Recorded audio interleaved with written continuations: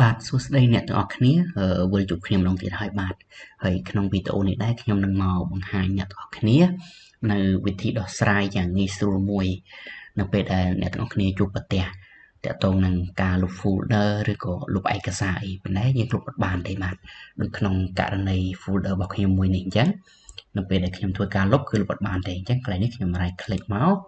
ខ្ញុំទៅមកខ្ញុំយកពាក្យ delete អញ្ចឹងវានឹងបង្ហាញ message មកបែបនេះបាទតើតើ could not find the item អញ្ចឹងនៅខាងក្រៅនេះគឺយើងលុបអត់បានទេបាទអញ្ចឹងវិធីងាយស្រួលមួយដោយយើងមិនបាច់ប្រើតាមរយៈ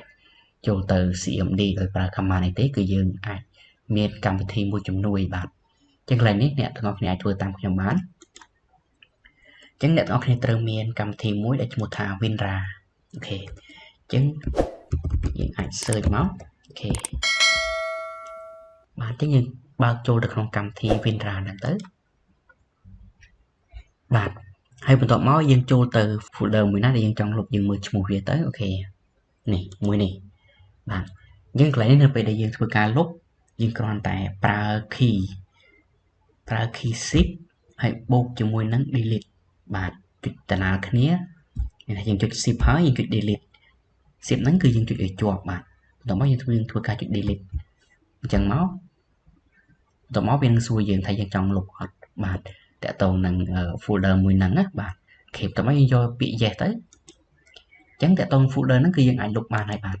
អូខេវិធីនេះគឺវិធីងាយស្រួលដោយយើងមិនបាច់ពិបាកចូលទៅតាម CMD ដោយប្រើប្រាស់ command ទេបាទ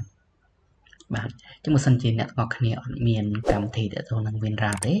អ្នកទាំងអស់គ្នាអាចចូលទៅ download ទៅក្នុង website បានបាទអូខេឧទាហរណ៍ថាយើងចូលទៅ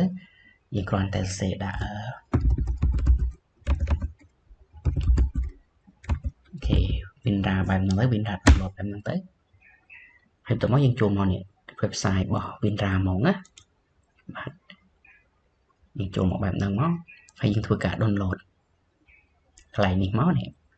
អញ្ចឹងបន្ទាប់មកយើងធ្វើការដំឡើងទៅជាការស្រេចហើយបាទហើយក្នុងវីដេអូនេះដែរគឺមានតែប៉ុណ្្នឹងទេបាទហើយសូមអរគុណសម្រាប់ការតាមដានវីដេអូនេះផងដែរបាទ